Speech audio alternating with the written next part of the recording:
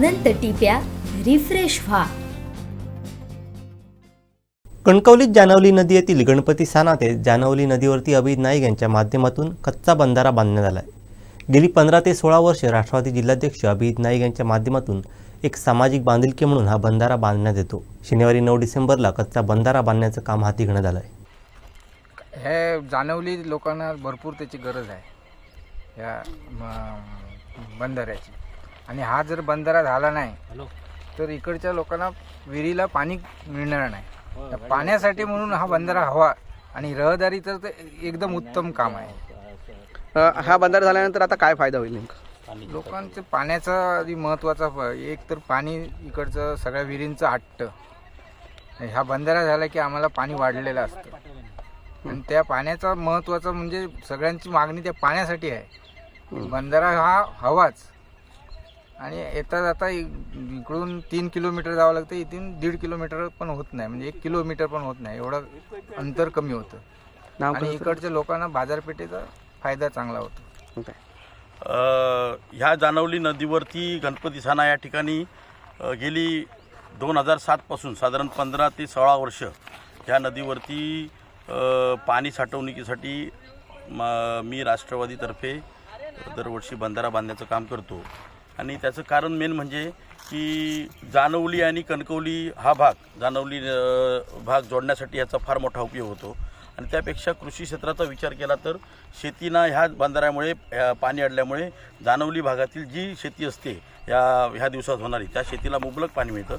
आणि महत्त्वाचं म्हणजे ह्या नदीच्या पाण्याचं स्तोत्र आमच्या कणकवली शहरातल्या विहिरींसाठी आहे, आणि त्या विहिरींचं ह्या कोंडीतलं पाणी ह्या नदीतलं कमी झालं की कणकवली शहरातल्या विहिरींचं पाण्याची पातळी फार कमी होते।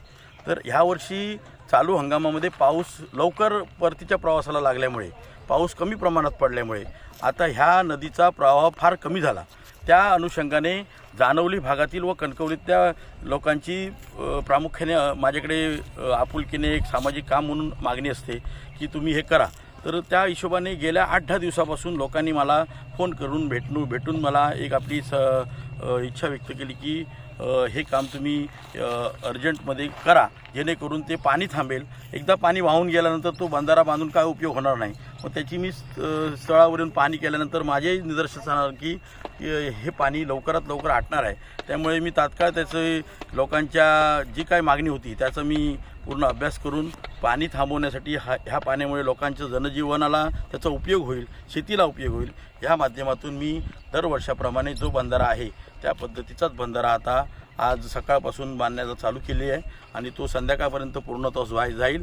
आणि त्यामुळे कणकवली शहरातल्या सर्व विहिरींची पाण्याची पातळी एक 4-5 फुटांनी तरी वाढते, आणि ह्या जानवली भागातल्या लोकांना ह्या बंधाऱ्यावरून जाणं येणं वाहतुकीला सोयीस्कर होतं। एक हायवेला पर्यायी मार्ग म्हणून तो निर्माण होतो, आणि शेतीला सुद्धा पूरक पाणी मिळतं।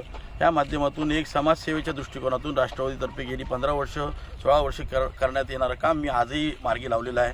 त्याबद्दल लोकांनी केलेल्या या मागणीबद्दल मलासुद्धा खूप आपुलकी वाटते की लोक आपुलकीने माझ्यासारख्या कार्यकर्त्याकडे, समाजसेवकाकडे येतात आणि हे काम करून घेतात, आणि ती एक समाजसेवा करण्याची मला संधी मिळते, आणि एक पुण्याचं काम आपण करतो हे अंतःकरणापासून मला खूप बरं वाटतं।